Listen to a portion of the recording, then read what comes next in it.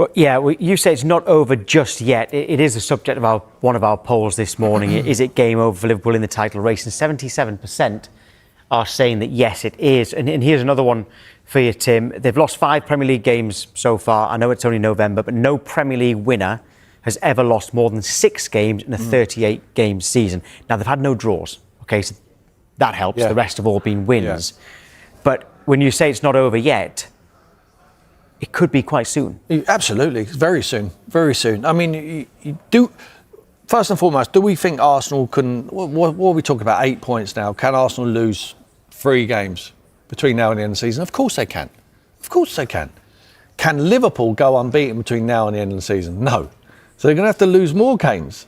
Arsenal. I don't see them doing that. I don't see Arsenal losing 5 or 6 games between now and the end of the season. I really don't in the Premier League. So it's very close, if not impossible for them now.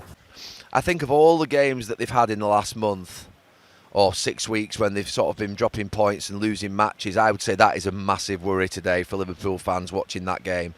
And I think Arne Slot will be looking at that game, particularly the first half, and think, that's nothing. That's a nothing of a performance. And I was trying to get my head around where it was, because just 5-6 minutes before half-time, it came to me that City had this game by the scruff of the neck. Go and get your second, because this lot have gone. Their legs had gone. It was almost as if they couldn't get up the pitch. They couldn't move. They were walking. And you never, ever accuse a Liverpool team in this last 5-10 years of throwing the towel in. And they didn't throw the towel in today by any stretch of the imagination. But physically and mentally, they look beaten. Now, look, it has been a difficult week for them. They have had Villa. They have had Real Madrid. I get it. But today was such a big game. And to come out there and lack confidence, play so passively. They kept playing back the way. Konate kept playing back to his goalkeeper. Konate kept playing back to other players. I mean, Konate, after about 10-15 minutes, I was like, how many touches has Konate had? I went, obviously, pressed my button here. You will have heard me. And he'd had 24-25 touches. And I said this about a year ago. It's not a tactic to let your centre-back have the ball the most in the team. Now, obviously, if it's Van Dijk, we know he can pass, but Haaland was shutting Van Dijk off. They were letting Konate have the ball. And it was almost as if they had no idea, Liverpool, about how to play through. Their tempo in the game was nothing. They looked physically really, really well short in the game. They looked physically short in terms of their running, physically short in terms of actually just getting out-muscled. I thought Wirtz in particular, I thought it was a really bad day for him. We've been tiptoeing around him, haven't we, for a few months, around the fact that he's young, he's coming to a new country, but he's 120 million quid. You're going to have to stand up soon. I mean, he's obviously got something. He's a really good player. He's technically fantastic. But he's been mauled out there today by Núñez and by others. He's been chucked around the pitch and didn't deliver in the quality side of things as well. So his performance was a real worry. But physically, I was worried. Physically, I'd be worried if I was Arne Slot looking at that team. There's a few of them look like they can't run. And I always think that when you go on a losing streak, you start to doubt everything. And that's wrong, because obviously there's some excellent players out there with great attitudes. So it's not a time to sort of throw the baby out with the bathwater here. But Arne Slot's going to need this next week just to sort of reflect, look at what he's got, look at sort of how he sort of sets up post-international break, and think about how he fixes the problems, both going forward and in defence. They look terrible at the back. I thought they got messed around today. I thought it looked like City could score. Lots of goals. They weren't good enough up front. The combinations weren't there. Salah isn't in great form. Wirtz is a problem. Let's be clear. Let's just call it as it is. It's an issue. He's 120 million quid, and he's, to be fair, I said a few weeks ago about Kirkes that he looks like a little boy out there. Today I thought Wirtz looked like a little boy, and that can't be the case. He's a German international of great standing, and he looks well short in respect of what you'd expect in a top physical Premier League match. So they've got to get him up to speed. They've got to get that sort of little bit of tenacity into him, and that little bit of something that means that he'll start to get into form. Because what they have to do is stick with him and persist. But they've got to find a way to get the best out of him. You've got Ekitike, it was challenging for him today. I don't think he got the service. Isak sat on the bench and obviously didn't come on. Problems all over the place. And he's got to identify where. Can they still be a part of it, top end? I'm going to say yes, just because I think that if it clicked, something could happen. They've got basically firecrackers in that dressing room. They've got world-class players, and they've got big characters. You know, Alisson, Van Dijk, Salah are huge characters. You know, they're Premier League greats. So if they can just pull it together with the manager who's obviously had a great first season, and the young ones can start to gain some confidence. I'd put Robinson as well in terms of the experience that he's got, and McAllister into that second band of players who've got experience around, you know, Van Dijk, Alisson and Salah.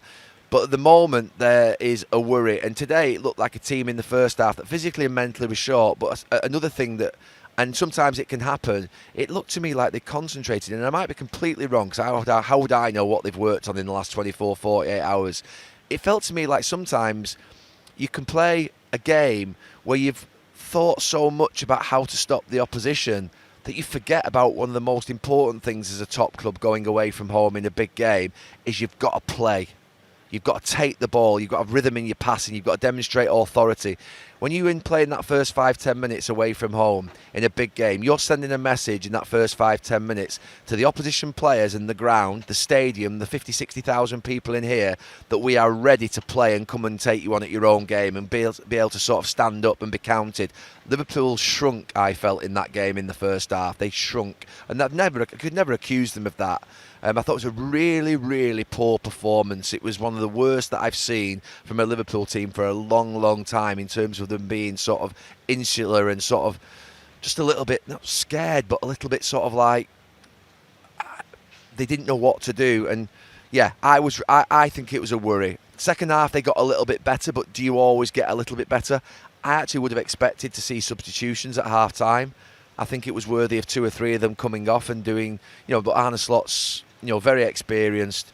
I can understand why he maybe said to the players that are out there first half, get out there and give me a better 10-15 minutes than that, or else I'll make changes. And he did that. But yeah, the third goal was a killer for them. They might point towards that Van Dijk header in the first half. I thought it definitely should have been a goal. But I think from what Van Dijk's just said on here, he said, I don't want to really talk about it. And I think that's the right approach. When you've lost 3-0 and you've been well beaten, don't whinge about a refereeing decision. But I do think it would have made a difference. And I do think it was definitely a goal. I don't think it affected Donnarumma at all where Robertson was. So that they maybe feel hard done to with that. But they need to basically go and have a good look at themselves, because they've hit high standards, that team, and a group of players who know how to win things, and they'll know that they're nowhere near at the moment. Is Liverpool's biggest problem that failure to integrate the new players? Well, it's one of their problems. They've got a few problems at the moment, obviously.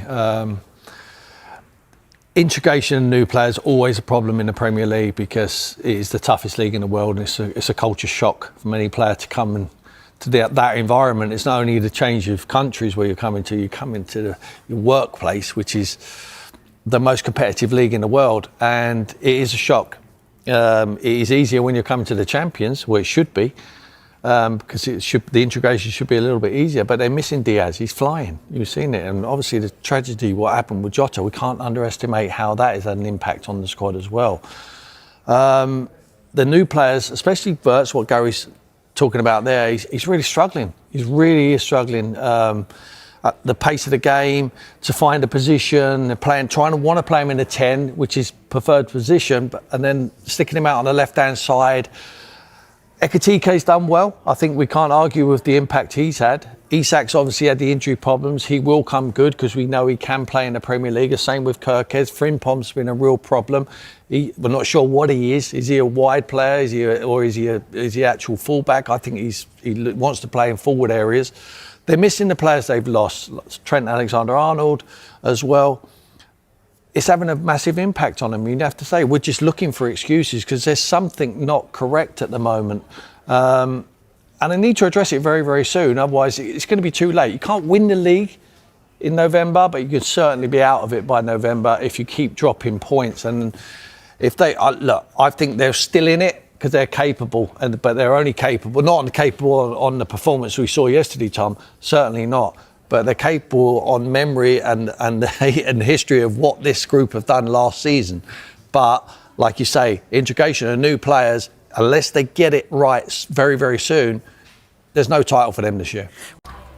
Gents, hi there. There is only, I think, one place to start, isn't there, really? It's at the Etihad. Man City, dismantled the champions Liverpool with that comprehensive 3-0 win. But Could it have been different? Should it have been different if Virgil van Dijk's header hasn't been ruled out in the first half with the score at 1-0? Look, Dermot, we're going to get straight into it with you. Is this a subjective decision or that grey area for you?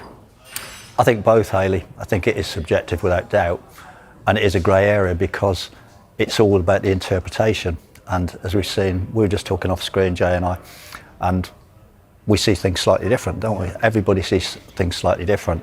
And that's why you can throw up a decision from last year or earlier in the season and go, well, you know, they made a slightly different decision. It's because we see things slightly differently. I don't think there's hard and fast rules. Yeah, what do you think, Jay?